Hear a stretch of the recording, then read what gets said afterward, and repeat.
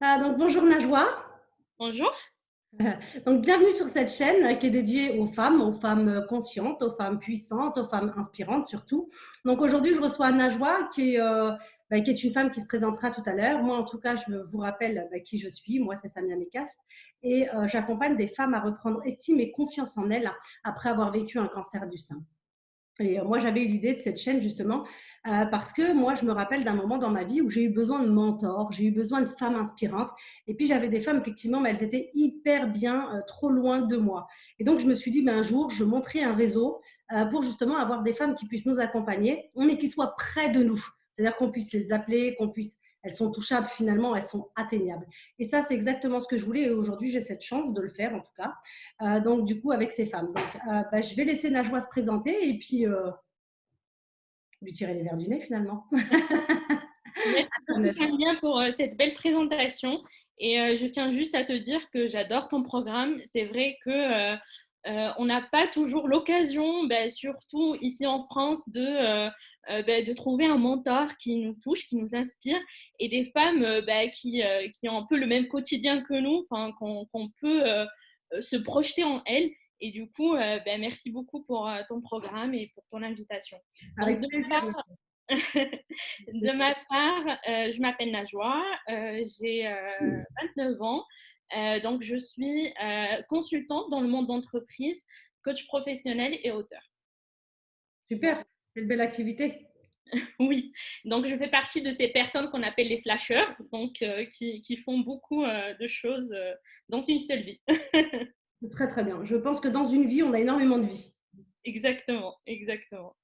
Mais alors, du coup, Najwa, je suppose que tu t'es pas levée un lundi matin et puis tu t'es dit, bon, bah, je serai slasheuse, auteur et tout ça. Je pense qu'il y a eu quand même un parcours derrière ça, n'est-ce pas? Exactement. Donc, moi, j'ai grandi au Maroc jusqu'à mes 17 ans et ensuite de ça, je suis arrivée en France pour faire une école de commerce. En gros, mon éducation et la société a fait pour soit de faire, j'avais pas beaucoup de choix vraiment, j'avais juste le choix de faire une grande école de commerce, une école d'ingé ou la médecine. Du coup, j'ai camouflé en quelque sorte mes envies pour la littérature, pour l'écriture, pour l'art généralement, ou les sciences humaines, parce que c'est des métiers qu'on considère ou des disciplines qu'on méprise aujourd'hui dans notre société. Parce que c'est des métiers qui ne payent pas assez, qui sont faits juste pour les élites et pas pour la classe moyenne ou la classe ouvrière. Donc, du Donc, coup, tu veux dire qu'en fait, quand tu avais 17 ans, tu avais déjà ces envies-là. exactement. Mais tu les as tues parce qu'en fait, ben, il y avait peut-être ta famille ou autre chose, en tout cas, qui te disait, ben, toi, ton chemin, il est déjà tracé, c'est celui-là. Donc, c'est pas Exactement. d'accord. Exactement. Et donc, du coup, ben, alors, comment ça s'est passé alors pour toi? Comment ça s'est passé? Du coup, j'ai fait mon bac plus 5. La première prise de conscience, c'est que le jour de mon diplôme, donc je sors d'une grande école de commerce, du coup, normalement, tout le monde est content. Mais moi, je n'étais pas contente, je ne me sentais pas à ma place. Enfin, je recevais plusieurs félicitations de tout le monde. Mais moi, j'étais là en mode, je suis un extraterrestre, qu'est-ce que je fais ici? Du coup, ensuite de ça, je me suis dit, bah voilà, c'est mon sort, il faut faire comme ça, peut-être j'ai vraiment un problème, il faut vraiment rentrer dans les cases et j'ai essayé coûte que coûte de rentrer dans les cases. Du coup, j'ai commencé mon travail dans l'entreprise. Pareil, j'avais vraiment des bons retours de mes managers, etc. Mais voilà, j'étais pas épanouie, j'étais pas heureuse. Et jusqu'au moment où j'ai mon fameux burn-out. Donc finalement, tu veux dire que, en fait, à force de ne pas être épanouie, de ne pas être heureuse, de ne pas t'écouter, tu arrives à un burn-out finalement, sans même t'en rendre compte. Exactement. Le pire, c'est que moi, mon burn-out, en tout cas, comment ça s'est déclenché, j'étais tellement engagée dans mon travail. Et en fait, j'avais toujours une petite voix je ne sais pas si tu connais cette petite voix qui est toujours là, qui te pourrit la vie, que moi j'appelle Machiavella, ou il y en a qui l'appellent l'hamster ou le dragon, peu importe.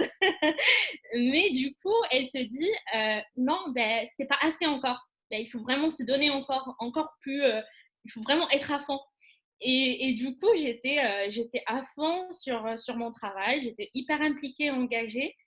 Et du coup, je voulais pas voir. Et en fait, toute cette mes envies finalement, mes envies artistiques ou autres, ou pour la science humaine, je laissais à côté. Je me disais, bah non, c'est vraiment pas pour moi. Je vais avoir vraiment un grand problème financier si je change de carrière. C'est pas maintenant qu'on change la carrière. Et en plus, beaucoup de personnes de mon entourage, ils me disent oui, tu as de la chance d'avoir un taf, d'avoir fait une grande école de commerce, enfin, un peu le sentiment d'être un modèle et qu'il faut pas casser ce modèle-là finalement, et la peur de décevoir finalement. Et du coup, du coup, moi, de ma part, mon burn-out, j'avais une grande prise de poids et je ne me rendais pas compte. En Mmh. fait, c'est-à-dire j'étais tellement dans l'intellect et pas du tout connectée à mon corps. Mmh. Du C'est coup, comme ça que tu vois, en fait. C'est que tu te rends compte qu'à un moment donné, tu prends du poids, tu dis, enfin, tu t'en rends même pas compte, hein, c'est qu'au bout d'un moment, il y a un gros poids qui s'est installé. Et là, tu te dis, exactement. waouh, il y a un truc qui va pas. Oui, j'ai eu 15 kilos entre l'école de commerce et le monde de travail. Donc, c'est Non, ça énorme. fait combien de temps, ça, Najwa? Ça fait combien de temps, ça, l'intermédiaire? L'école de commerce et le travail, c'est combien de temps, ça? Je pense 3 ans. Ouais, 3 ans. Non, j'ai fini en 2014. Ouais, entre 2014, 2019, 2018, ça fait. Enfin, il y a 15 kilos qui s'est installé. Et Donc, en ça fait fait, 5 kilos j'arrivais par pas à an. perdre. Mmh. Mm. Et le, et le problème, c'est que je me suis pas rendu compte. C'est vraiment pas. Et je pense que j'ai eu un entourage quand même bienveillant parce qu'ils m'ont pas rappelé ça. Ils m'ont pas dit oh, t'as grossi. Parce que quand même, 15 kilos, ça se voit, je pense. Et en fait, peut-être tout comme toi, c'est-à-dire qu'ils s'habituent à un moment donné, parce que 5 kilos par an, bah, c'est pas énorme finalement, mais on voit, tu vois. Si quelqu'un te voit au bout de 3 ans, dit, ah oui, dis donc, que je t'avais. Mais quand c'est ton entourage proche, finalement, ils vivent avec. C'est Ils se vrai. disent, bon, c'est le stress, c'est le boulot, bon, voilà. Je cherche toujours des excuses, hein. Exactement. Et aussi, j'avais commencé à avoir donc, en plus du poids, j'ai commencé à avoir un peu de l'eczéma sur mon visage. Et des fois, des problèmes de dos. Enfin, c'est comme si j'avais un grand poids et c'est comme si je porte un grand poids sur mon dos. Et finalement, en fait, mon corps, il me faisait des signes quand même. Et moi, je me suis pas rendu compte de ce signe jusqu'au moment où j'ai mon burn-out. C'est là où je me suis rendu compte. Comment ça se passe à ce moment-là? Tu vas voir le médecin, il te dit, tu es en burn-out. Comment ça se passe en fait au niveau du boulot? Est-ce que tu n'en peux plus? Tu supportes plus les gens? Comment ça se passe? En fait, au contraire, c'est qu'au boulot, c'est que personne ne s'est rendu compte. Parce que je porte toujours ce masque et je suis hyper joyeuse. Donc, personne ne l'a vu, vraiment. Personne n'a vu venir ça. C'était mon médecin. En fait, dès que je suis partie chez le médecin, j'étais à bout, je pleurais, je tremblais. Et du coup, le médecin, il me disait oui, mais il faut que je t'arrête. Et du coup, moi, je lui dis non, c'est pas possible, je ne peux pas m'arrêter en fait. Mmh. Et en fait, je me culpabilisais. Je disais non, je peux pas m'arrêter. Je suis tellement engagée, je peux pas les laisser en fait. Je peux pas les laisser dans la mer. Et du coup, c'est comme si un syndrome de sauveur qui s'est déclenché. Et je voulais pas. Et Ouais. du coup, le médecin, il me disait, mais non, enfin, en gros, calme-toi, parce que là, tu vas à ta perte en quelque sorte. Et du coup, à vrai dire, enfin, les débuts, c'était dur, hein. Enfin, les débuts, voilà, enfin, pas mal, enfin, c'est une dépression, quoi. Enfin, du coup, tu pleures, t'es au bout de ta vie, enfin, tu sens pas à ta place. Du coup, tu te dis, en plus, il y a une pression sociétale parce que, du coup, plusieurs personnes me posaient cette question, mais tu es quand même jeune, enfin, pour avoir une dépression, un burn-out ou qu'est-ce que tu as envie de faire? En fait, mais du coup, je suis juste au début, à l'époque, j'étais au début du process et du coup, je savais rien. Et du coup, je savais vraiment, j'étais même pas encore connectée à moi-même. Et du coup, on me posait ce genre de questions, genre, qu'est-ce que tu veux devenir? Mais du coup, ça me stressait encore plus. Oui, parce que tu as le poids finalement de, bah, déjà, tu t'en as marre de ce que tu fais, mais en plus de ne pas te connaître.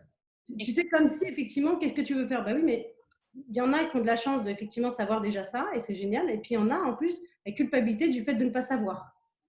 C'est Ou ça des qui. fois, exactement. Et des fois aussi, c'est même si on sait au fond de nous, Mmh. on se dit c'est pas fait pour nous. Mmh. Ou on va se dire c'est trop dur. c'est trop dur d'y arriver. Par exemple, moi notamment, dans ce que je voulais faire, je savais, par exemple, être auteur, c'est quelque chose de très difficile en France. Ou encore, être psychologue, encore, il faut refaire mes études et refaire mon bac+5 pour avoir le titre. En plus, ou les formations, par exemple, du coach, ça coûte tant pour avoir une formation de coach certifié. Et du coup, tout ça, il fallait le cadrer, il fallait le comprendre, il fallait mettre en place une stratégie finalement pour atteindre ses aspirations. Mais à ce moment-là, quand on a vraiment le burn-out, on ne pense pas comme ça en fait. On est juste pas bien. Et alors, ça dure combien de temps, le fait d'être en burn-out et donc là, pas de travail? Parce que là, tu es obligé de t'arrêter. Oui. Comment le vivent tes proches peut-être? Ben, en fait, mes proches, ils l'ont pas compris. Et en plus de ça, je pense, il y a une part de ma personnalité. Je suis quelqu'un qui veut pas montrer que je suis faible. Donc, j'aime toujours être le Wonder Woman, celle qui gère. En fait, ma phrase préférée, c'est t'inquiète. Même si moi, je tremble au fond de moi, je tremble comme une feuille des fois, mais ma phrase préférée, c'est t'inquiète, je vais gérer en fait. Donc, même à ce moment-là, quand tu es en burn-out, en fait, tu lâches pas le morceau. Et donc, tu dis non, mais t'inquiète, ça va aller, demain, ça ira mieux. Exactement, je lâchais pas le morceau. Je pleurais quand j'étais toute seule et en plus de ça, je me culpabilisais de pleurer devant les autres. C'est-à-dire, je me disais, si je commence à pleurer, à me plaindre devant les autres, ils ont une vie, ils ont un train-train quotidien. Je vais pas pourrir leur train-train quotidien, en fait. En fait, j'avais cette impression de déranger. C'est ça, Et, oui. Le fait et de du coup, déranger les j'évitais gens. ça. Et comment toi, tu le vis à ce moment-là? Donc, du coup, tu te forces quand même à mettre des masques, en fait. Tu le vis, à l'époque, je le vivais trop mal. Enfin, je me sentais seule, Oui. terriblement seule. Je me sentais vraiment très, très seule, quoi. Hmm. Et moi, ce qui m'a aidée, il y avait la thérapie et il y avait aussi l'écriture. L'écriture, ça m'a vachement aidée. Ça m'a Hmm. vachement aidée d'accoucher un peu les mots de mes ressentis et de faire mon propre travail, enfin mon propre acheminement grâce à l'écriture. Mais c'était vraiment, je pense, ma thérapie, c'était l'écriture. Euh, Après, mon entourage, j'essayais de montrer que ça va parce que je me disais, ils ont leurs problèmes, ils ont leur quotidien, etc. Et puis des fois, ça sert à rien de rajouter, quoi. Ils savent que t'es pas bien, que tu es dans une mauvaise phase. Donc voilà, mais du coup, Donc, ça dure combien de temps ces arrêts? Cet arrêt-là, il dure combien de temps finalement? Et qu'est-ce qui se passe pendant cet arrêt pour toi? ça a duré quand même un bon moment. Ça a duré 3 mois. Ouais. Ouais, 3 mois. Et en fait, ce qui se passe, c'est que le début, c'est vraiment chaotique. C'est vraiment, il y a un moment chaotique. Et à un moment donné, on va essayer de chercher l'attention positive de ce burn-out. C'est-à-dire de se dire, ce burn-out, qu'est-ce qui vient déclencher? Donc, toi, tu arrives à te dire ça en fait dans les 3 mois, c'est-à-dire que tu te dis, bon, là, je vis un moment très intense pourri. Et puis finalement, au bout de ce moment-là, des 3 mois ou pendant les 3 mois, c'est ça, toi, tu réfléchis et tu te dis, euh, mais qu'est-ce qu'il est en train de me dire? Exactement. Et Ouais. aussi, c'est grâce aux thérapies, etc., que j'ai mené à côté. C'est-à-dire de se positionner, de se dire qu'est-ce qui vient déclencher ce burn-out et puis finalement, c'est quoi son intention positive. Donc, s'il est là, c'est pour apporter une attention positive, c'est de me faire passer un message que je n'avais pas saisi. Et c'est vrai, avec une réflexion et un recul, on se rend compte que ton corps, il a déjà fait des signes. Et en fait, on n'a pas forcément écouté ces messages-là parce qu'ils n'étaient pas encore profonds. J'ai à travailler, moi, oh! donc, euh, donc, je pense que le burn-out, c'était la réponse le plus appropriée pour prendre sa vie en main, quoi. Donc là, tu as une réflexion, là, tu dis, OK, qu'est-ce qu'il vient me dire? Et là, qu'est-ce qui se passe? Bah, quelle est la réponse finalement de ce burn-out? Je pense que la réponse de ce burn-out, c'est tout simplement, c'est chasser les mythes. Donc, il y a plusieurs mythes et plusieurs croyances limitantes qu'on met en place et que l'être humain, il adore se raconter des histoires. on aime bien croire dans nos mensonges et dans nos illusions. Et du coup, des fois, je pense, le burn-out ou enfin, les périodes de crise en général, c'est un moment de réinventer notre vie et de se poser les questions sur nos croyances limitantes et notamment faire la chasse aux mythes. Donc pour moi, les mythes que j'ai essayé en quelque sorte de chasser, il y en a plusieurs. Donc parmi lesquels il y a le mythe de la souffrance. Il y a un mythe de la souffrance. Ouais, alors, c'est quoi ce mythe de la souffrance? C'est travailler dur hein, pour gagner de l'argent? Exactement. C'est on n'a rien sans rien. C'est que la fameuse fourmi de La Fontaine, que que que la cigale finalement, elle va pas bien vivre sa vie puisqu'elle chante et qu'elle vit bien à l'instant présent. Et l'idée c'est que on a cette pensée dichotomique entre le bien et le mal et entre deux choix, entre le blanc et le noir. Et sauf que on peut trouver être ce que j'appelle Sika fourmi en fait, un truc entre les deux. C'est Entre les deux, sympathique, quoi. Le moment présent et puis la vie, quoi. exactement. Donc, il y a aussi un autre mythe qu'on appelle le mythe génétique. C'est-à-dire, dans notre famille, il n'y a pas d'artistes. Dans notre famille, on est tous des scientifiques. Donc, tu deviens scientifique automatiquement. Il n'y a pas d'écrivain, tu deviens pas écrivaine, quoi. Ça n'existe pas. Tu restes dans ta lignée. Exactement. Et en fait, ces croyances-là, ils ont des choses positives finalement parce que ça permet une certaine croyance collective sur telle ou telle chose. Mais finalement, elles sont hyper aussi limitantes si on se met vraiment dans cette case-là et de se dire, du coup, je suis que comme ça et je peux pas faire appel à ma créativité finalement. Et du coup, c'est triste. Et En fait, ce que j'entends même, c'est que carrément, on t'autorise pas finalement à faire appel à ta créativité. Au-delà de, c'est vraiment, on t'autorise pas. En fait, elle n'existe pas. Et si tu l'as, tu dois la chasser. Sinon, tu fais pas partie finalement de notre bande, en fait. C'est ça? Exactement, c'est tout à fait ça. Hmm. C'est tout à fait ça. Et aussi, il y a toujours cette peur de décevoir l'autre et cette peur et cette obligation, cette culpabilité de lui faire plaisir. Enfin, on doit faire plaisir et ne pas discerner. Enfin, je pense que c'est une question, aujourd'hui, je pense que c'est une question d'équilibre et qu'il faut trouver son équilibre. Et mon équilibre, peut-être, c'est pas l'équilibre d'une autre personne. Et il faut être OK avec ça aussi. Ouais, bien sûr, oui, bien sûr, chacun de nous, effectivement, a un autre équilibre. Mais c'est vrai que le plus important, c'est quand même de le trouver. Donc, toi, finalement, grâce à ça, tu t'es dit, bah, alors qu'est-ce qui se passe après? En fait, après, il y avait aussi, enfin, il y a deux autres mythes. Il y a un mythe du savoir absolu. Par exemple, pour être écrivain, il faut forcément, je sais pas, faire une université littéraire, faire une école de journalisme, sortir de Sciences Po, etc. Et, et surtout, ne pas faire des erreurs. Alors ça, c'est très important, sinon tu n'es pas écrivain. Exactement. Et faire vraiment des études littéraires et ne pas faire des erreurs et faire tant ci, etc. Et ça, pour moi, j'appelle ça le mythe du savoir absolu parce que finalement, on ne croit pas à notre imperfection parce que finalement, on ne croit pas que la vie et que l'apprentissage, c'est la somme des échecs et que c'est grâce aux échecs qu'on apprend finalement. Finalement, comme disait je ne sais plus qui, ce n'est ni un échec ni quoi que ce soit, c'est juste une expérience en réalité. Exactement. Il y avait aussi Shakespeare qui disait ça, en fait, en fait, que les mots, ils sont neutres et en fait, ils ont un sens quand on met, nous, le sens dessus. Exactement. Et après, moi, j'appelle aussi le dernier mythe que j'ai découvert, ce que j'appelle le mythe du perroquet.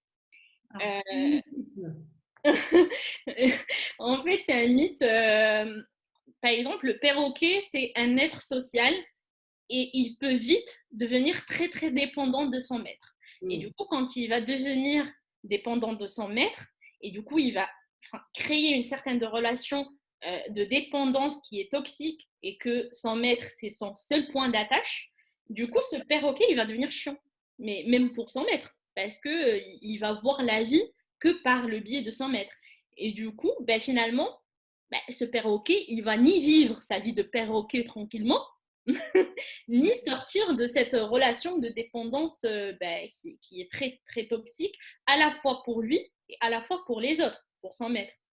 Ah oui, c'est intéressant ce que tu dis, oui. Alors, le mythe du perroquet, d'accord. Oui, c'est intéressant. Alors, c'est pas du tout le mythe du mimétisme où là, tu copies effectivement les gestes des autres. Là, du coup, c'est le perroquet, d'accord. C'est très intéressant, ouais. Et du coup, pour moi, dans cette période-là, enfin, dans cette période et notamment dans la période de crise, enfin, j'ai fait la chasse de ces mythes-là. Et du coup, c'est comme si j'affranchissais le pas petit à petit. Bien sûr. Et comme par hasard, la vie, elle m'offre des... C'est-à-dire le jour où je me dis, ah, je suis OK avec les critiques, la vie, elle m'offrait que quelqu'un me critiquait. C'est cadeau. C'est ça. Et du coup, entre le temps de la conscience et le temps de l'intégration totale, ben, il y a toujours un gap en fait. Il y a toujours un temps de process et il faut accepter ce temps-ci en fait. Il Ça, c'est faut... important ce que tu dis, Sana. Parce que beaucoup de gens, en fait, pensent qu'en lisant des livres, et c'est très bien de lire des livres, hein, c'est pas, je ne dis pas qu'au contraire, lisez des livres, mais il y a aussi le côté expérience. C'est-à-dire qu'il y a la connaissance, évidemment, il y a l'expérience, il y a le savoir, la connaissance, qui est deux choses différentes. Et donc, il ne faut pas oublier ce côté où tu intègres dans le corps. Où tu intègres, en fait, moi, j'appelle ça comme ça, c'est-à-dire que tu as l'intégration mentale et puis tu as l'intégration de l'âme. Et là, il faut laisser le temps, justement, que ça digère, que ça s'imprègne, et que là, on le comprend réellement. Carrément. C'est exactement ça. Et je pense la chasse de ces mythes-là m'a permis bah, finalement d'assumer d'être moi et d'être moi avec mes imperfections et de se dire, et avec mes ressources aussi, de se dire oui, j'ai des ressources, oui, j'ai des points faibles, oui, j'ai des choses à travailler et it's ok, c'est pas grave. Et il faut les assumer. Et oui, il y aura dans la vie des personnes qui vont te dire oui, c'est pas bien ce que tu fais, oui, ce que tu fais, c'est très utopique, oui, tu vas jamais pouvoir en vivre, etc. etc. Et ça, c'est leur carte du monde. Et c'est OK aussi. Mmh. Et des fois, c'est important de ne pas rentrer dans les justifications parce que tu perds beaucoup d'énergie finalement. Tu perds de l'énergie et une énergie que tu peux mettre pour atteindre tes rêves finalement. Ouais, mais c'est difficile parce que du coup, tu es en train de dire à l'autre, mais attends, laisse-moi vivre mes rêves quand même. Et sauf que ben, lui, il est en train de te casser et toi, tu lui dis non, mais attends, laisse-moi tranquille. Et là, tu rentres dans une justification effectivement infernale parce que lui, en vrai, sa carte est déjà faite, la tienne aussi. Mais Exactement. tu sens quand même ce besoin, tu sais, de t'exprimer. De reconnaissance, exactement. Tu sens ce Exactement. besoin. Du coup, c'est pénible au départ, évidemment, parce que pour en arriver là, aujourd'hui, tu dis c'est OK, j'accepte ça. Il a fallu quand même faire du nettoyage, nettoyage de croyances limitantes, nettoyage, effectivement, comme tu l'as dit, de plein de syndromes, hein, quels qu'ils soient, que ce soit celui du perroquet ou d'autres. Et du coup, il a fallu quand même que tu fasses un gros nettoyage de désapprentissage, de déconstruction, pour après aller, je pense, dans une deuxième phase de construction où là, justement, tu as peut-être pu cerner qui tu voulais être. Exactement. Exactement.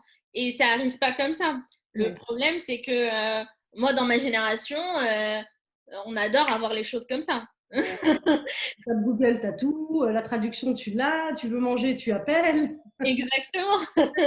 Tu veux un billet, quoi, tu tapes sur Internet, hop, tu l'as, hein, ton billet. Donc, Exactement. ouais, Et du coup, c'est un peu frustrant des fois de se dire ah ouais, ah oui, il faut encore du temps, quoi. Et je pense l'écriture, c'est pour ça que je disais tout à l'heure, l'écriture, c'était une belle thérapie, parce que l'écriture aussi, c'est ça, c'est de savoir que, ben oui, tu peux écrire, tu peux avoir la meilleure routine du monde, mais ça n'arrive pas du jour au lendemain. Un, un, un, un livre, peu importe s'il est un best-seller ou pas, il s'écrit ligne par ligne. Et du coup tu acceptes ça finalement. Tu commences à accepter ça, notamment avec le syndrome de page blanche. Enfin, tu es là devant, tu as toutes les idées qui fusent, mais tu n'arrives pas à le mettre. Et il faut justement passer par un autre biais créatif pour écrire, pour organiser ta pensée. Je pense que c'est grâce à l'écriture. Moi, l'écriture était une très très belle thérapie pour moi. ça t'a permis de t'organiser, de te concentrer, puis surtout d'y aller pas à pas. Exactement, Mm. exactement. Et tout ça, alors ce processus, une fois que tu y arrives et que tu dis, OK, je suis en train de me reconstruire, quand tu arrives dans la reconstruction, parce que surtout que tu es entrepreneuse, hein, c'est bien ça, et que tu es coach, tout ça, ça demande du temps. Quand tu arrives, est-ce que tu te dis pas à un moment donné, oh là là, il y a en plus tout ça à faire? Parce que là, tu as déjà déconstruit, mais là, en fait, tu as oublié qu'il fallait reconstruire.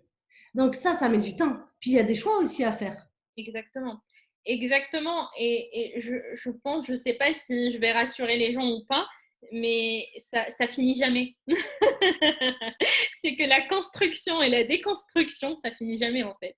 C'est qu'on le fait au quotidien.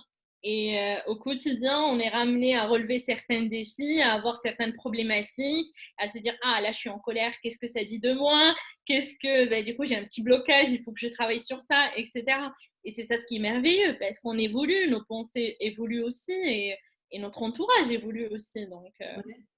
Qu'est-ce qui s'est passé justement? Parce que du coup, moi, ce que je comprends là de ce que tu dis, c'est que finalement, tu as obtenu ce que tu voulais. C'est-à-dire, tu as fait une école de psycho et tout ça. Donc, comment ça s'est passé? Est-ce que ce sont tes parents qui t'ont soutenu? Est-ce que tu as été comme ça? Comment ça s'est passé finalement? Au début, c'était difficile de dire à mon entourage, écoutez, après mon bac plus 5, je refais encore des études, un autre bac plus 5, et en plus à distance parce que je voulais montrer que je suis forte et du coup, gérer ce côté financier aussi, c'est de se dire, je suis indépendante et je fais un peu ce que je veux, etc. Pour moi, c'était très important. Du coup, ça m'a mis finalement un défi en plus, parce que faire ça à distance en plus d'un travail à responsabilité, c'est pas facile. C'est pas du tout facile. Donc, j'ai fait ça comme ça. Donc, actuellement, je suis en Master 1 en psychologie. À côté de ça, durant cette période, j'avais écrit mon recueil de contes qui a eu plusieurs retours positifs. À côté de ça, j'ai fait une formation de coach certifié. Du coup, je suis coach certifié. Et du coup, au début, bien sûr, mes parents, au début, ils n'étaient pas trop OK. Ma famille aussi. Mes amis en mode, mais qu'est-ce que tu cherches en plus? Tu essaies de collectionner les diplômes. Qu'est-ce que tu fais, quoi? Mais moi, je savais que c'était ça ma voie, que c'était ça ce que je veux. Il y a une voix à l'intérieur de moi qui me disait ouais, c'est ça ce que tu veux, et on s'en fout finalement si tu deviendras riche ou pas, si tu arrives à avoir un salaire comme ce que tu as aujourd'hui ou pas, mais c'est ça ce qui t'anime en fait. C'est ce contact humain, c'est ce contact d'écriture, c'est ce côté artiste qui t'anime et que vraiment, moi aujourd'hui je m'identifie étant que telle. Donc je me dis la créativité, c'est quelque chose qui est très présente chez moi, et il faut que je prends soin de ma ressource et faire ce qui me fait plaisir. C'est ça qui est génial et bravo. Mais quand tu arrives au moment où tu dois prendre cette décision, tu sors du burn-out, puisqu'à un moment donné, tu en sors quand même. Donc, qu'est-ce qui t'anime pour en sortir? C'est ça justement, le fait que finalement, dans tes rêves. Je sais pas, franchement, je sais pas qu'est-ce qui anime. Est-ce que c'est vraiment en fait, je pense, avec un peu de réflexion, je pense qu'on n'a pas envie de refaire la même expérience. On n'a Mmh. pas envie d'être à bout de notre vie comme ça et que pour satisfaire telle ou telle personne ou pour faire comme les autres et pour rentrer dans les cases, on va souffrir. Et je pense, comme je te disais tout à l'heure, cette chasse au mythe m'a beaucoup aidée. Ouais. Parce que de se dire, oui, et de discerner aussi entre nos besoins et les besoins des autres, c'est hyper important. Des fois, on va se dire, hier j'ai eu un call avec une amie et en fait, du coup, elle me disait qu'elle était malheureuse parce qu'elle était juste avec les autres et du coup, parce que la valeur de la justice, elle est hyper importante chez elle. Et du coup, je lui dis, du coup, tu me dis que tu es malheureuse. Elle m'a dit oui. Du coup, je lui dis, mais est-ce que tu étais juste avec toi? Mmh. Et là, il y a eu un bug en fait. Elle m'a dit, ah ouais, non. Et du coup, je pense que c'est un équilibre. Des fois, on oublie, on écoute beaucoup les besoins des autres et on s'oublie dans ses besoins. Et Est-ce je pense, est-ce qu'il y a souvent, excuse-moi, il y a souvent aussi une qualité derrière? C'est-à-dire que souvent, tu as les mêmes profils de personnes qui vont écouter les gens. Est-ce que ça vient d'une éducation? Est-ce que ça vient d'un profil? Est-ce que ça vient d'une croyance? je pense qu'il y a ce qu'on appelle, dans l'analyse transactionnelle, il y en a ce qu'on appelle les messages contraignants. Et à travers notre éducation, on va imprimer certains messages. Donc, il y a généralement cinq messages contraignants, le soit fort, le soit parfait, fais vite, etc. Du coup, il y en a 5 qui sont assez présents. Et du coup, on va adopter un message contraignant. Et du coup, Bah, par exemple, pour celui qui est fait vite, on va le voir qu'il est toujours en retard. Et toi, donc, du coup, tu as adopté lesquels alors? Moi, j'ai adopté le perfectionnisme, ce soit parfait. Moi, j'ai adopté la fille modèle, ouais. D'accord. Donc, Donc, j'essaie. donc maintenant, tu pars de la fille modèle pour aller quand même dans la fille excellente. Parce que là, tu vises l'excellence plutôt. C'est-à-dire que tu es imparfaite, tu es parfaitement imparfaite, mais tu fais ce qui te plaît. Exactement. Et je pense c'est que même plus, je me dis ce qui est, je me dis que je vise vraiment pas l'excellence. Je me dis je vise, c'est pas l'excellence qui est sociétale, mais l'excellence qui est pour moi. C'est-à-dire une excellence quotidienne, c'est avoir une meilleure version de moi tous les jours. Et peut-être la meilleure version que j'ai aujourd'hui, bah, peut-être demain j'aurai la mauvaise version. Et c'est OK parce que c'était le meilleur choix que j'avais ce jour-là. À ce moment-là, exactement. Il ne faut pas oublier qu'on est des personnes différentes à des moments différents.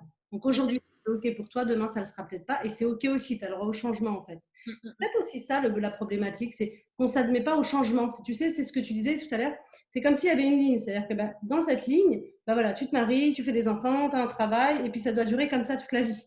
Tu dois avoir plusieurs métiers, sinon c'est bizarre. Tu ne dois pas être plusieurs personnes, sinon c'est bizarre. Et tu ne dois surtout pas faire des boulots bah, qui ne sont pas payés finalement. Exactement.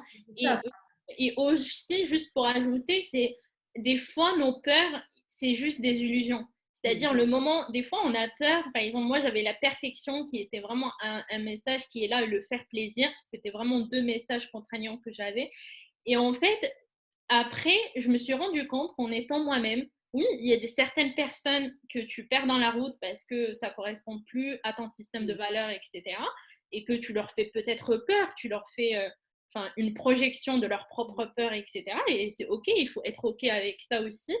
Et ce qui est magique, c'est que par exemple, ma famille, mes parents, etc., aujourd'hui, c'est mon soutien. C'est-à-dire mon soutien numéro un, c'est-à-dire ils sont hyper fiers de moi, ils m'encouragent par rapport à tout ce que je fais. Et ça, c'est génial. c'est super intéressant ce que tu dis parce qu'au départ, ils ne te soutenaient pas. Au départ, Mm. ils avaient vraiment la main prise quelque part ils voulaient t'emmener quelque part. Et quand tu as décidé d'être toi et de faire tes choses, ils t'ont pas vraiment soutenu. Puis maintenant, parce qu'ils voient que tu es heureuse et que finalement, bah, c'est ça la vie, là, ils te soutiennent en fait. Exactement. Et c'était aussi, je pense, c'est en fait, je pense, le travail, je suis pas encore parent pour savoir, mais je pense, c'est la relation parent-enfant, elle est marrante parce que comme l'enfant, il évolue, ben, le parent, il évolue aussi dans cette. Donc, on évolue tous les deux. Donc, finalement, je pense que même mes parents ou ma famille, quand ils avaient adopté un certain choix, c'était le meilleur choix pour eux parce que c'était un choix qui est par rapport à leurs croyances et que c'était ça. Si une classe moyenne, elle veut y arriver, il faut qu'elle fasse ça en fait. Oui, c'est ça. Et le fait de leur montrer qu'il y a d'autres façons de faire et que je peux y arriver, donc ça leur ouvert le champ de possibilités. C'est ça. En fait, tu es là aussi pour leur montrer que tout est possible. Et c'est normal. Je veux dire, eux, ils ont un certain âge, ils ont un certain vécu avec certaines croyances. Le travail à l'époque, c'était pas comme ça. Et puis, je suis sûre qu'ils ont aussi peut-être, les parents à l'époque avaient toujours une idée de ce que pouvait faire la fille et de ce que ne pouvait pas faire. Il y avait une espèce de Exactement. limite à ce niveau-là, hein. Et donc, du coup, je pense que voilà, et le fait de les amener à dépasser ces limites, tu les as aidés aussi à voir effectivement des champs qu'ils ne voyaient pas avant. Parce qu'on part toujours du principe où on ne sait pas ce qu'on ne sait pas. Oui, et franchement, c'est exactement ça. Et aujourd'hui, je me trouve très chanceuse parce que finalement, c'est un énorme soutien pour moi. Et franchement, c'est les premiers à lire mon livre, c'est les premiers à me faire des commentaires, à le partager. Enfin, franchement, c'est mes sponsors aujourd'hui. Bah, ça, Et gratuitement. c'est génial parce que du coup, tu vois, tu as beaucoup de gens qui ont tellement peur de perdre leurs parents, leurs proches, qu'ils ne font rien. Et en fait, d'entendre comme ça des messages positifs en disant, mais oui, c'est vrai, mais c'est qu'à un moment. Et quand vraiment les gens y sont, c'est OK, et puis après, ça va bien ensemble. Et c'est ça aussi qui est important de rappeler, c'est que ensemble, on avance effectivement, il y a des fluctuations, mais il y a un moment donné, ça se pose quand chacun se respecte et que c'est OK, quoi. Et ça, c'est super important, mais c'est bien, c'est bien. Et du coup, donc c'est comme ça que tu sors de ce burn-out, en fait, Najwa. Exactement, c'est exactement. Je suis sortie de ce burn-out. Donc aujourd'hui, j'avance aussi dans ma quête de sens, c'est-à-dire dans mes projets, dans ce que je veux faire, etc. Donc j'ai un projet entrepreneurial qui va avoir lieu en septembre. Donc justement, pour semer ma graine du bien-être dans le monde de travail et justement aider les personnes qui ont fait des burn-out ou des personnes qui ne savent pas ce qu'ils veulent faire professionnellement, etc. Donc, et d'ailleurs, je me suis spécialisée là, je suis en master 1 en psychologie et je me suis spécialisée en psychologie de travail et social justement pour répondre à cette problématique parce que j'étais concernée aussi. Donc, je pense quand on est concerné par un sujet, on peut bien en parler et on peut bien accompagner les autres parce qu'on est empathique. Mm. Donc, on sait très bien qu'est-ce qu'ils traversent Et surtout tu as cette expérience qui est vraiment vécue, donc tu sais aussi quel chemin sur lequel il passe et tu connais un petit peu ça. Moi, je trouve ça toujours intéressant de dire que en fait, son expérience qui a été la plus douloureuse, difficile, qui nous a révélé finalement et qui nous permet de pouvoir aider les autres, accompagner les autres à s'en sortir parce que c'est aussi ça finalement. Exactement. Exactement. Et en plus de ça, que ce soit un burn-out ou même là le temps, enfin finalement, même le confinement, on peut considérer que le confinement, c'est un burn-out de la Terre. Et c'est la Terre qui fait son propre burn-out. Ouais, Et, et du coup, ben, finalement, je pense que ça a été positif. Enfin, moi, quand j'ai vu Venise avec tous les animaux, enfin, l'eau à Venise, il est devenu très clair, etc. Ben, on se dit, ben, c'est pas aussi mal que ça finalement. Enfin, il y a un côté positif. il y a des bons côtés, oui, c'est vrai. Il y a des très, très bons côtés naturels en tout cas. Exactement. Najwa, qu'est-ce que tu pourrais dire à ces femmes qui aujourd'hui nous écoutent, nous entendent et qui sont en train de vivre ce moment? Ou alors pour celles aussi qui sont en train de le vivre mais qui ne savent pas ce qu'elles sont en train de vivre? À mon sens, la première chose à faire, c'est à se dire pourquoi on fait ce qu'on fait. C'est-à-dire chercher le sens de notre travail. Pourquoi aujourd'hui je fais ce que je fais. C'est-à-dire, il y a plusieurs personnes qui vont se lever le matin et qui vont commencer à se dire putain merde, j'ai encore cette journée à passer dans cette entreprise de merde. Et en plus, ou d'autres personnes qui vont te dire putain j'ai hâte d'être le week-end. Enfin, heureusement c'est jeudi quoi. Où j'attends avec impatience la fin du mois pour avoir mon salaire. Donc, il faut se repositionner, se poser la question, ben, finalement, pourquoi je fais ce travail? Chercher mon sens. Et qu'est-ce qui me parle vraiment? Et la deuxième chose, je pense, c'est de connaître ses besoins. C'est-à-dire le moment où on a conscience de nos besoins et de notre personne, ben, du coup, on commence à avoir des prises de conscience petit à petit. Et il faut s'appuyer sur nous finalement en fait et s'appuyer sur nos ressources. Il y a plusieurs méthodologies aujourd'hui pour connaître un peu ces ressources. Il y a des méthodologies qui sont juste gratuites sur internet. On peut trouver les 5 il y a notamment par exemple via caractère, c'est un test qui est validé scientifiquement du psychologue américain Seligman et qu'on peut passer gratuitement sur Internet. Et en fait, ça te donne un top 5 de ta marque ADN, c'est-à-dire de tes 5 qualités les plus, tes valeurs finalement, les plus impactantes dans ta personnalité. Et se dire finalement, est-ce que mon travail, il m'approche de ces valeurs-là? Est-ce qu'il est complètement contradictoire avec ces valeurs-là? Ben, quand il est complètement contradictoire, ben oui, c'est normal que tu n'es pas bien. Oui, il y a quelque chose qui se passe, puisqu'il y a une dualité qui s'est installée là. Exactement. Donc, je pense aujourd'hui, il y a tellement de moyens, il y a tellement d'outils. Et puis aussi, juste Najwa, c'est que te faire accompagner. Exactement. Tu sens que, parce qu'il y a des fois, tu te dis, bon, c'est rien, ça va passer demain. Mais quand tu te répètes ça très souvent, c'est à un moment donné, ça passe plus. Donc peut-être aller se faire accompagner parce que tu sais pas encore pourquoi, mais tu vas peut-être le découvrir. Et ça aussi, ça me paraît important. Et ça, on l'oublie souvent. C'est-à-dire qu'on essaie de taire tout ça, mais à la fin, soit on atteint l'explosion ou l'implosion, tout dépend des gens.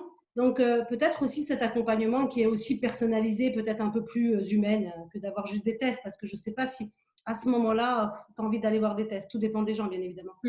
Merci d'ailleurs, Samia, d'évoquer, franchement, ce point, il est très, très important de la demande d'aide. Parce que dans nos sociétés aussi, on est conditionné pour ne pas demander l'aide.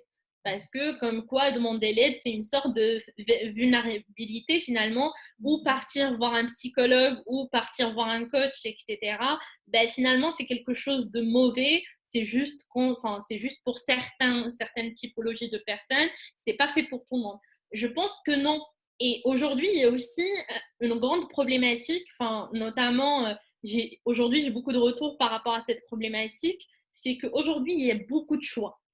Et les gens se perdent. Et du coup, ils ne savent plus quoi faire. Et ils ne savent pas non plus vers qui se rediriger. Je pense que ça te parle. Ah, oui, oui, oui, c'est vrai. Le choix, tu le choix. C'est vrai, on ne sait plus. Exactement.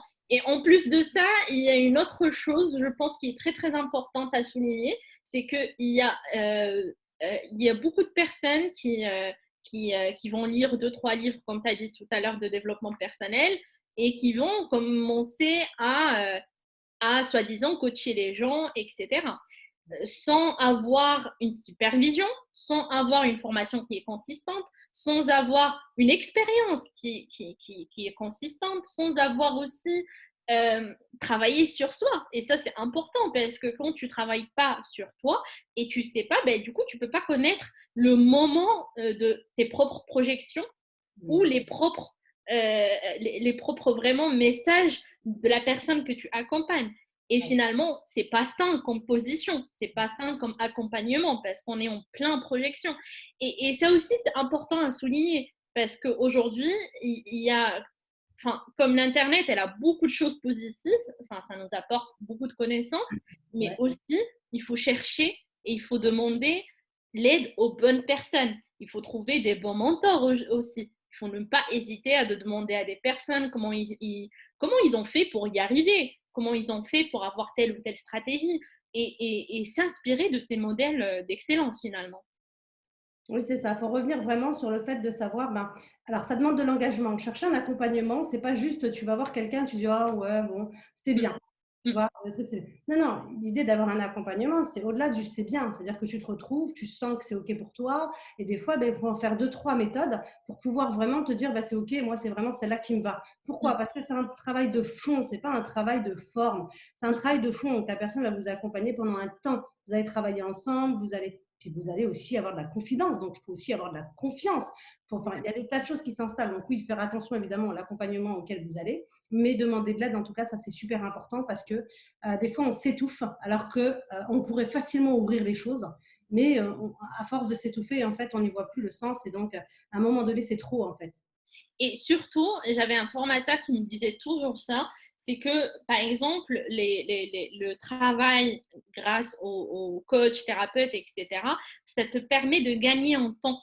Oui, C'est-à-dire, en par énergie et en temps. exactement. C'est-à-dire, il y a une certaine prise de conscience. Peut-être tu l'as au bout de la mort, en fait. C'est à ce moment-là que tu te dis, putain, ma vie, finalement, je la regrette. J'ai vraiment pas vécu ma vie, quoi. Et, et peut-être grâce à un coach ou un thérapeute, etc., en fait, il va t'optimiser ton temps. Oui. Et en fait, ce qui est génial, c'est que c'est à toi de trouver ta solution, qui est une solution qui est personnalisée par rapport à ta personne. Toujours. De toute façon, la solution vient de toi, dans tous les cas, c'est ça. Exactement. Maintenant, c'est vrai que peut-être les coachs, comme nous, les sophros, comme tout ça, on est là pour mettre en valeur les choses. C'est juste ça, Exactement. la solution, tu l'as. C'est juste que des fois, et puis tu as besoin aussi des fois de soutien. Des fois, tu as besoin d'écoute, de moments qui soient juste à toi. C'est aussi ton moment où des fois, c'est juste ton rendez-vous avec toi. Il y a vraiment beaucoup de choses, donc oui, c'est vrai, ne pas hésiter. Alors, je ne sais pas si je t'ai posé la question, je ne me rappelle plus, mais je vais te la reposer quand même. Qu'est-ce que tu dirais encore pour sortir de là-dedans? Du Qu'est-ce burn-out, que je dirais finalement, encore? tu l'as En dit fait, à c'était un toi-même. ajout que je voulais te dire, donc j'en profiterai pour le dire dans cette question. Je pense que c'est intéressant aussi quand on travaille sur le burn-out ou peu importe la problématique, c'est que oui, d'une fois travailler sur le côté mental, mais ne pas oublier le côté corporel, c'est-à-dire grâce à la respiration, la sophrologie, le yoga, etc., le sport, peu importe l'activité, mais il faut essayer d'équilibrer entre le mental et le corporel. Je pense que c'est Non, mais ça, alors ça, c'est hyper important. C'est pas penser, c'est important. Pourquoi? Parce qu'on existe sur les deux côtés. On n'est pas qu'un seul être avec un cerveau, on est un être global. C'est-à-dire qu'il faut harmoniser notre corps, il faut harmoniser ce qu'on mange, il faut harmoniser ce qu'on fait pour le faire bouger, il faut harmoniser aussi ce qu'on nourrit dans la tête. Ça, c'est vraiment très important, je pense. Hein. C'est ça, un jour. Exactement. Donc moi, le message que j'ai à dire, je pense, c'est soyez vous-même. Franchement, soyez vous-même. Et parce que finalement, je ne sais pas qui disait ça, mais toutes les places, ils sont prises, sauf la vôtre. Donc vraiment, soyez vous-même. Vous êtes quand même le spermatozoïde qui a gagné finalement. L'ovule qu'il a accepté, il ne faut pas oublier. Enfin, l'ovule, elle n'était pas passive dans l'action quand même. donc, donc, franchement, connaissez votre valeur, respectez-vous, parce que si vous ne respectez pas, ben, personne ne va vous respecter. Aimez-vous, parce que si vous n'aimez pas, ben, personne ne va le faire. Et je pense que le message, c'est vraiment être soi, quoi. C'est oser d'être soi, parce que c'est la meilleure chose. Merci Najwa, c'est vraiment très joli. En tout cas, ça vient du cœur. On sent bien que c'est vraiment vécu, tu vois. C'est oser être vous. Alors c'est vrai, oser être vous, parce que de toute façon, effectivement, comme Najwa l'a dit, toutes les places sont prises. Mais en plus des places qui sont prises, pourquoi ne pas créer tout simplement vous finalement avec vous? Et elle l'a si bien dit en plus, c'est que si tu t'aimes pas, personne ne va t'aimer. Ne rêve pas, ne donne pas ton amour en espérant te faire aimer, parce qu'en réalité, qu'est-ce qu'on cherche? C'est l'amour. Donc commençons par l'amour de soi. Il y a moins de risques de se perdre que si on continue à vouloir l'amour de l'autre. Eh ben, merci beaucoup, Najwa. Est-ce que tu veux nous donner un petit mot dernier de la fin, peut-être? Ben, merci beaucoup pour l'interview. C'était vraiment un plaisir. C'était un échange qui était un plaisir pour moi en tout cas. Et ce que j'ai à dire, c'est vraiment, je vais redire, je vais me redire, mais c'est vraiment, c'est très important d'être soi et d'affronter enfin, sa peur. Parce que les peurs, elles sont existantes. C'est notre cerveau reptilien qui nous dit ah ben fais attention, je suis ta peur, il faut vraiment résister, c'est ta survie qui est en jeu, mais il faut des fois calmer ce cerveau reptilien parce que et affronter sa peur avec audace, c'est la seule manière d'être soi, je pense. C'est joli, c'est très très joli. Merci, Najwa. Alors l'idée, c'est évidemment, soit tu te dis, t'affrontes pas ta peur, t'affrontes pas qui t'es, puis finalement, tu te poses des problèmes, puisque là arrive un problème, que ce soit un burn-out, une dépression, que ce soit une maladie ou un accident ou autre chose. À toi de voir. Ou alors, tu te sers de ça finalement, puisque là, c'est le trop, trop du trop, quand il t'arrive ça, pour rebondir et finalement être qui tu es. En tout cas, tu as la possibilité de faire les deux. À toi de voir ce que tu veux choisir, c'est ça? Pour réinventer sa vie, exactement.